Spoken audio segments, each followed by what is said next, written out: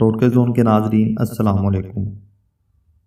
چہرے کی جھریاں دور کرنے کے لیے 100 گرام ارکے گلاب، 15 گرام روغن بادام اور 15 گرام پھٹکڑی لے کر 4 انڈوں کی سفیدی ملا کر ہلکی آنچ پر پکائیں۔ جب امیزہ یکجان ہو جائے تو اتار لیں۔ سوتے وقت اس سے چہرے کی مالش کریں۔ زکام سے بچنے کے لیے قہوے میں ادرک اور دار چینی ملا کر استعمال کریں۔ چکنی جلد کے لیے پودینے کا ماسک۔ جن خواتین کی جلد چکنی اور چہرے پر دانے ہوتے ہیں وہ پودینے کا استعمال کرتی ہیں۔ پودینے کی تاثیر ٹھنڈی اور اینٹی بیکٹیریل ہوتے ہیں، جس کی وجہ سے یہ دانے کم کر کے جلد کو ٹھنڈک بخشتا ہے، چکنائی جذب کر کے رنگت بھی نکھارتا ہے۔ کچا دودھ۔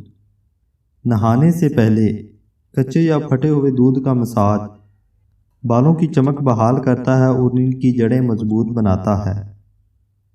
لوبیے کے پتے کھٹملوں کے خلاف۔ ایک قدیم یورپی ٹوٹکے کے مطابق لوبیے کے تازہ پتے سونے کی جگہ کے ارد گرد بکھیرنے سے کھٹملوں کا خاتمہ ہو جاتا ہے۔ ایک تحقیق کے مطابق لوبیے کے پتوں میں موجود اجزاء کھٹملوں کے خاتمے یا انہیں بستر سے دور رکھنے میں مدد دیتے ہیں۔ لہسن۔ بہت سے گھریلو ٹوٹکوں میں لہسن کے استعمال کا ذکر ملتا ہے، اور ایک امریکی تحقیق کے مطابق لہسن جراثیم کش، اینٹی فنگل اور بیکٹیریا کش ہوتا ہے۔ یہی وجہ ہے کہ وہ بالوں کی افزائش، کیل محاسوں کے خاتمے، نزلہ زکام کی روک تھام، موٹاپے میں کمی اور ہونٹوں پر زخم کو ٹھیک کرنے میں مددگار ثابت ہوتا ہے۔ پیاز۔ ویسے تو پیاز کے بے شمار فائدے ہیں۔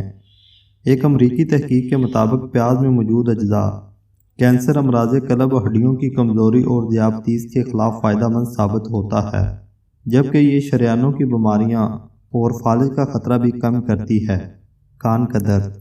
کان کا درد انتہائی تکلیف دہ ثابت ہوتا ہے، جسے برداشت کرنا انتہائی مشکل کام ہوتا ہے، لیکن اس کا ایک آسان حل موجود ہے۔